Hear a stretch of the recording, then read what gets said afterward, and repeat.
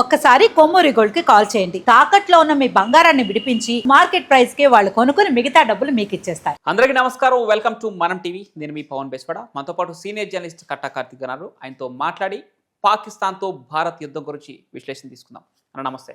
నమస్తే పవన్. ఇంకా ఏం చూసుకొని పాకిస్తాన్ ధైర్యం? ఇదే ఇప్పుడు భారతదేశ ప్రతి పౌరుడి యొక్క అనుమానం. అంటే యుద్ధంలో ఓడిపోతుందని తెలుసు, భారత సైన్యం కంటే తక్కువ సైన్యం అని తెలుసు, ప్రపంచవ్యాప్తంగా ఏకాకిని అయిపోయాని కూడా తెలుసు. ఇంకా ఏం ధైర్యం చూసుకొని పాకిస్తాన్ కయ్యానికి కాలు దూవుతుంది? ఎస్, అన్నీ తెలిసే యుద్ధానికి కాలు దూవుతుంది పాకిస్తాన్. దానికి కారణాలు ఉన్నాయి, అవి చెప్పే ప్రయత్నం చేస్తాను. అంతకంటే ముందు యుద్ధానికి భారతదేశాన్ని ట్రాపులో లాగటానికి చాలా ప్లాన్డ్గా పాకిస్తాన్ చేసిన ఒక పని, నాకున్నటువంటి అనుమానాన్ని మీకు చెప్పే ప్రయత్నం చేస్తాను. ఓకే, ఇప్పుడు మనం కాశ్మీర్లో ఉగ్రవాదులు 28 మందిని చంపారని మనం అనుకుంటున్నాం, అవునా? ఇది ఉగ్రవాదులు చేసిన పని కాదు, ఉగ్రవాదు ద్వారా పాకిస్తాన్ చేపించిన పని అనేటువంటి ఒక అనుమానం నాకు కలుగుతుంది.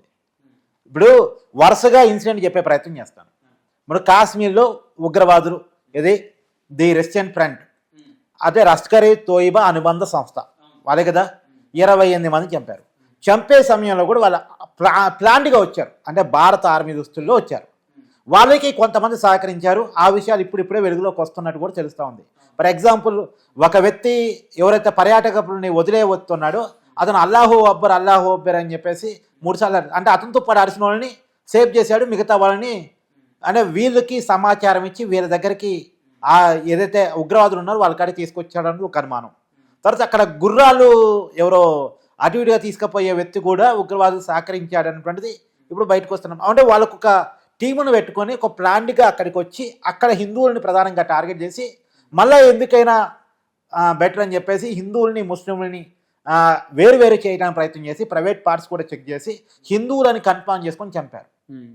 దానివల్ల వాళ్ళు ఆశించింది ఏంటంటే హిందూ ముస్లిం అనే ఒక తగాద తీసుకొస్తే భారతదేశంలో ఇంటర్నల్గా కొట్టాట వస్తే హిందువులకి ముస్లింలకి మధ్య, భారతదేశంలో అంతర్గత కలహాలు వస్తేనే వాళ్ళ అంచనా. భారతదేశంలో హిందువులకి ముస్లింలకు తగాద రావాలి అని ఇంతకుముందు తీవ్రవాదులు దాడులు చేశారు, కానీ ఇట్లా పర్టికులర్గా మతమడి దాడి చేయడం ఇది మొదటిసారి. ఓకే, అంటే వాళ్ళు సహజంగా ముస్లిం తీవ్రవాదులు, ఇస్లామిక్ టెర్రరిస్టులు, దాంట్లో ఏం డౌట్ ఏం లేదు. వాళ్ళు ప్రధానమైనటువంటి టార్గెట్ హిందువులు భారతీయులే ఉంటారు. కానీ పర్టికులర్గా అక్కడ ఎవరుంటే వాళ్ళని కాల్చి చంపడానికి ప్రయత్నం చేస్తారు తప్ప ఎవరికి వాళ్ళని పిలిచి మతాన్ని అడిగి మతాన్ని ఎక్కువగా స్ట్రెస్ చేసి చంపడం అనేది గతంలో ఎప్పుడూ జరగలేదు. ఫస్ట్ టైం జరుగుతుంది. అంటే గతంలో హైదరాబాద్లో బాంబు పేలుడు జరిగినాయి, ముంబైలో దాడులు జరిగినాయి, కానీ ఎప్పుడు కూడా ఇలా మతాన్ని అడిగి వ్యక్తులను చంపడం అనేది గతంలో జరగదు, కానీ ఇప్పుడు జరిగింది. దానికి కారణం ఏంటంటే భారతదేశం అంతర్గత కలహాలు సృష్టించాలన్నది పాకిస్తాన్ యొక్క ప్రయత్నం. అంటే వీళ్ళ వెనకాల పాకిస్తానే ఉండి చంపిన తర్వాత సహజంగా భారతదేశంలో రియాక్షన్స్ వస్తాయి, భారత ప్రభుత్వం రియాక్ట్ అవుతుంది. రియాక్ట్ అయిన తర్వాత వీళ్ళని సమర్థించకుండా సమర్థిస్తూ, అంటే పైకేమో సమర్థించట్లేదు, ఇండైరెక్ట్గా సమర్థిస్తుంది పాకిస్తాన్. ఎలా? ఇప్పుడు ఉగ్రవాదు దాడి జరిగిందబ్బా, దాడి జరిగిన తర్వాత పాకిస్తాన్ ఇవ్వాల్సిన స్టేట్మెంట్ ఏంటి? అది నీచం, దుర్మార్గం, కుట్ర. ఆ ఉగ్రవాదులు ఎక్కడున్నా భారత్తో కూడా మేము కూడా సహకరించి వాళ్ళని పట్టుకొని వాళ్ళకి కఠినమైన శిక్షలు వేయడానికి మేము కూడా సిద్ధంగా ఉంటాం. మా దేశంలోకి వస్తే మాత్రం భారతదేశానికి గొప్ప చెప్తాం, మేము కూడా తీవ్రంగా ఖండిస్తున్నాం అని చెప్పాలి కదా. అలా చెప్పకపోగా ఈ దాడిని ఖండిస్తున్నాం అంటూనే ఒక పక్కన పాకిస్తాన్ ఆర్మీని బోర్డర్లో దింపింది, నావీ బలాలని వాళ్ళు విన్యాసాలు చేస్తూ వీడియోలు వదిలారు, తర్వాత యుద్ధ విమానాలతో ఒక వీడియోను వదిలారు, పైగా రెచ్చగొట్టే కామెంట్ చేశారు, ఏది కాశ్మీర్ మా నరవని, కాశ్మీర్ మా వెన్నెముక్క అని చెప్పేసి. తర్వాత ఇంకోటేమో హిందువులు వేరు, ముస్లింలు వేరు, భారతీయులు వేరు, పాకిస్తానీలు వేరు, వాళ్ళు ఎప్పటికీ మాకు శత్రువులే అని చెప్పేసి. అంటే దేశ ప్రధాని నుంచి మొదలుకొని ఆర్మీ చీఫ్ నుంచి మొదలుకొని కేంద్ర మంత్రుల వరకు, అంటే పాకిస్తాన్ మంత్రుల వరకు ఒక్కొక్కరు ఒక్కో రకమైన కామెంట్. నిన్న మొన్న అయితే మరీ దారుణంగా కామెంట్స్. ఒకడు అంటాడు, అది పాకిస్తాన్ రైల్వే శాఖ మంత్రి, అతను అంటాడు, అప్పాజీ అనుకుంటా, అతను అంటాడు మా దగ్గర 130 అణుక్షిపణులు ఉన్నాయి, భారతదేశం మీద అణుయుద్ధాన్ని మేము సిద్ధం అని చెప్పేసి అంటాడు. తర్వాత ఇంకొక మంత్రి, నేను డిఫెన్స్ మినిస్టర్, నేను ఇంటర్నేషనల్ మీడియాతో అంటాడు భారతదేశంతో అణుయుద్ధానికి మేము సిద్ధంగా ఉన్నామని చెప్పేసి అంటాడు. అంటే అణుయుద్ధాలు కూడా చెప్తూ ఇంకో పక్క ఎల్ఓసి దగ్గర కాల్పులు చేస్తున్నారు పాకిస్తాన్ ఆర్మీ జవాన్లు. అంటే యుద్ధానికి సిద్ధమని ఎవరు ప్రూవ్ చేస్తున్నారు? బాధిత దేశమైన చనిపోయినటువంటి భారతదేశమేమో కొంత సంయమనంతో, శాంతితో, దౌత్యంతో మెరుగుతోంది. పాకిస్తాన్ ఏమో యుద్ధానికి రెచ్చగొడతా ఉంది. భారత్ చేసింది ఒకటే, రక్తరహిత యుద్ధాన్ని స్టార్ట్ చేసింది. అంటే పాకిస్తానే పోతున్న సింధు జలాన్ని నిలిపివేసింది, పాకిస్తాన్కి భారతదేశం నుంచి వెళ్తున్న దిగుమతులు ఆప్ చేసింది. ఇంక పాకిస్తాన్ వైఖరి తెలుసుకొని. కానీ పాకిస్తాన్ ఏం కోరుకుంటుంది? ఈ రక్తరహిత యుద్ధం కాదు, రక్తపాత యుద్ధాన్ని కోరుకుంటుంది, డైరెక్ట్ యుద్ధాన్ని కోరుకుంటుంది. ఎందుకు కోరుకుంటుంది నువ్వు అన్నట్టు కరెక్ట్, వ్యాలిడ్ క్వశ్చన్. చేత కాకపోయినా సరే ఎందుకు కోరుకుంటుంది అంటే ఈ యుద్ధాన్ని ప్లాన్గా పాకిస్తాన్ కావాలని కోరుకుంది. ఈ ప్లాన్ అంతా పాకిస్తాన్ కావాలని వేసింది. భారతదేశాన్ని యుద్ధం ట్రాప్లోకి లాగాలని, భారతీయులను చంపడం ద్వారా భారతదేశంలో రక్తం మరిగి ఖచ్చితంగా మా మీద యుద్ధానికి వస్తారని ఒక ట్రాప్ బన్ని, ఒక వల బన్ని భారతదేశాన్ని యుద్ధంలోకి లాగే ప్రయత్నం చేస్తుంది. ఎందుకు చేస్తుంది అంటే పాకిస్తాన్లో బంగ్లాదేశ్ లాంటి పరిస్థితులు, పాకిస్తాన్లో గతంలో శ్రీలంక లాంటి పరిస్థితులు, అంటే అక్కడ బెలుచిస్తాన్ అనేటువంటి ప్రాంతంలో మాకు సపరేట్ దేశం కావాలని పోరాటం చేస్తున్నారు. సింధు పర్యాయ ప్రాంతంలో మేము భారతదేశంలో కలుస్తామని పోరాటం చేస్తున్నారు. పీఓకేలో మేము భారతదేశంలో కలుస్తామని పోరాటం చేస్తున్నారు. ఈ అంతర్గత కలహాలు తర్వాత పాకిస్తాన్ ప్రైమ్ మినిస్టర్ ఇంటి మీదకి పాకిస్తాన్ ప్రజలు దండయాత్ర చేసి పాకిస్తాన్ ప్రధాని చితగొట్టి బయటికి పంపించేంత పరిస్థితులు అక్కడ నెలకొని ఉన్నాయి. అంటే మన బంగ్లాదేశ్లో అదేగా జరిగింది. బంగ్లాదేశ్ ప్రైమ్ మినిస్టర్ ఇంటి మీద దాడి జరిగితే బంగ్లాదేశ్ ప్రైమ్ మినిస్టర్ భారతదేశంలోకి వచ్చి దాక్కుంది. గుర్తుందా నీకు? అవును. ఆ పరిస్థితులు యాస్టీజ్గా పాకిస్తాన్లో ఉన్నాయి. పాకిస్తాన్లో దరిద్రం, పాకిస్తాన్లో పేదరికం, అంటే పేదరికం దరిద్రం ఒకటే కదా, తర్వాత నిరుద్యోగం, తర్వాత ఆర్థిక అసమానతలు, తర్వాత తీవ్రంతో ఆర్థిక సంక్షోభం పాకిస్తాన్లో ఉంది. బాగా పాకిస్తాన్లో భావోద్వేగాలు పాకిస్తాన్ ప్రభుత్వానికి వ్యతిరేకంగా ఉన్నాయి. రెండోది పాకిస్తాన్లో రాజకీయ అస్థిరత ఉంది. కేవలం ఆర్థిక అస్థిరత మాత్రం కాదు, రాజకీయ అస్థిరత కూడా ఉంది. అంటే పాలకులు ఎవరున్నా అవినీతికి పాల్పడుతున్నారు పెద్ద ఎత్తున అని చెప్పేసి ప్రైమ్ మినిస్టర్స్ ఏకంగా జైలు పాలవుతున్నారు.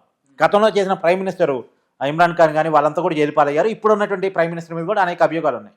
ఇప్పుడు ప్రైమ్ మినిస్టర్ తన పదవిని కాపాడుకోవాలి, ఆర్మీ చీఫ్ తన పదవిని కాపాడుకోవాలి. ఈ ఇద్దరు తమ పదవులను కాపాడుకోవాలంటే ఉన్న ఏకైక మార్గం పాకిస్తాన్ ప్రజల్ని ఒక రాంగ్ ట్రాక్లో తీసుకెళ్ళాలి. ఆ రాంగ్ ట్రాక్ ఏంది? ఇంటర్నల్ వార్ని ఎక్స్టర్నల్ వార్గా మార్చాలి. ఇంటర్నల్ వార్ పాకిస్తాన్లో ఉన్నటువంటి అంతర్గత పోరాటాన్ని ఎక్స్టర్నల్ వార్ బయట దేశంతో పోరాటంగా మార్చాలి.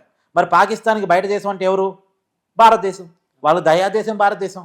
అందుకని భారతదేశంతో యుద్ధం చేయటం ద్వారా దేశం ఏమైపోయినా పర్లేదు, ప్రజల ఆర్థిక స్థితిగతులు ఏమైపోయినా పర్లేదు, ఎంతమంది జవాన్లు చనిపోయినా పర్లేదు, పాకిస్తాన్ ఎలాంటి పరిస్థితులకు పోయినా పర్లేదు, ఖచ్చితంగా తమ పదవులు కాపాడబడతాయి, తమ ఉద్యోగాలు కాపాడబడతాయి. పాకిస్తాన్ని భావోద్వేగంతో, పాకిస్తానీ జిందాబాద్ అనే ఒక భావోద్వేగంతో ఏకం చేయాలని పాకిస్తాన్ పాలకులు ప్రయత్నం చేస్తున్నారు. కానీ అది సాధ్యం కావట్లే. నువ్వు అన్నట్టు 1450 మంది జవాన్లు రిజైన్ చేశారు. తర్వాత ఆ 250 మంది సైనిక అధికారులు, ఆ ఆర్మీ అధికారులు రిజైన్ చేశారు. అంటే పాకిస్తాన్లో కూడా భారతదేశానికి అనుకూలంగా లేదా పాకిస్తాన్ యుద్ధానికి వద్దని చెప్పేసి, పాకిస్తాన్ యుద్ధానికి పోతే పాకిస్తాన్ నష్టపోయిందని చెప్పేసి అక్కడ ప్రజలు భావిస్తున్నారు. ఈవెన్ దో జవాన్లు కూడా భావిస్తూ ఉన్నారు యుద్ధం ఓడిపోవడం ఖాయమని. కానీ పాకిస్తాన్ ఏంటంటే భారతదేశాన్నే ముందు యుద్ధం చేసేలా చేయగలిగితే ఇతర గల్ఫ్ దేశాలు, ఇతర ఇస్లామిక్ కంట్రీస్ తమకు అండగా ఉంటాయని, ప్రధానంగా చైనా అండగా వస్తుందని చెప్పేసి ఒక ట్రాప్ భారతదేశం నుంచి యుద్ధం స్టార్ట్ చేయించాలని చెప్పేసి రెచ్చగొట్టే మాట్లాడుతుంది. అంతకుముందే మంత్రులు మాట్లాడారు. నేను ఒక సెలబ్రిటీతో, అంటే వాళ్ళ క్రికెటర్తో మాట్లాడితే ప్రయత్నం చేస్తాను. ఇలా రోజుకు రకమైన కామెంట్ చేస్తే ఏదో ఒక్కడ భారతీయులకు కూడా రగిలిద్ది కదా. ఇప్పటికే మన దేశంలో యుద్ధం చేయాలని డిమాండ్ పెరిగిపోతూ ఉంది, పోయి పాకిస్తాన్ బుద్ధి చెప్పాలని చెప్పేసి. సో దీన్ని పెంచగలిగితే, ప్రభుత్వం మీద ప్రజలు పెంచగలిగితే, భారతదేశం వైపు నుంచి యుద్ధం వస్తే పాకిస్తాన్కి మా మీద భారత్ దండయాత్ర చేస్తుంది అనేది కనుక సానుభూతిని ప్రపంచం నుంచి తెచ్చుకోవచ్చేమో. సరే, అది వచ్చినా రాకపోయినా పాకిస్తాన్లో పాకిస్తాన్ ప్రభుత్వానికి వ్యతిరేకంగా వస్తున్నటువంటి వ్యతిరేకత ఆగిపోయి ఆ వ్యతిరేకతని భారతీయ వ్యతిరేకతగా మార్చవచ్చు. తన మీద వస్తున్న వ్యతిరేకతని, అంటే అప్పుడు పేదరికానికి కారణం భారతదేశం, మన మీద దండయాత్ర చేసింది, అందుకే పేదరికం వచ్చింది. నిరుద్యోగానికి కారణం భారతదేశం, యుద్ధం చేసుకొచ్చింది, మన మీద దండయాత్ర చేసింది, భారతదేశమే కారణం. అంటే పాకిస్తాన్ ప్రభుత్వం మీద పాకిస్తాన్ ప్రజలకు ఉన్నటువంటి కోపాన్ని భారతదేశం మీదకి మార్చాలనే ప్రయత్నంలో చేస్తున్న ప్రయత్నం తప్ప ఏమీ కాదు.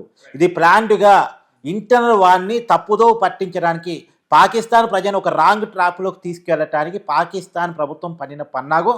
దానికోసం భారతదేశం తమ ఉచ్చులోకి లాగాలని ప్రయత్నం చేస్తుంది. భారతదేశం ఉచ్చులోకి ఇరుక్కోదలుచుకోలేదు. మనం క్లియర్గా ఉన్నాం, మనం యుద్ధం చేయాల్సిన అవసరం లేదు. మనం ఇలా చూస్తూ ఉంటే చాలు పాకిస్తాన్ సర్వనాశనం మన కళ్ళ ముందు జరిగిపోద్ది. మనం పాకిస్తాన్కి పంపించాల్సినటువంటి విషయాలన్నీ, అంటే వాటర్ కానీ, తర్వాత ఆహార పదార్థాలు అంటే గోధుమలు కానీ, వాటిని నిలుపుదల చేస్తే చాలు మన కళ్ళ ముందే పాకిస్తాన్ కొలాప్స్ అయిపోతూ ఉంటుంది. దాన్ని చూస్తూ ఉంటే చాలు మనం పాకిస్తాన్ ఏ పరిస్థితుల్లో ఉందన్నటువంటిది ప్రపంచం మొత్తానికి తెలుసు. రైట్, థ్యాంక్ యూ అన్న, థ్యాంక్స్.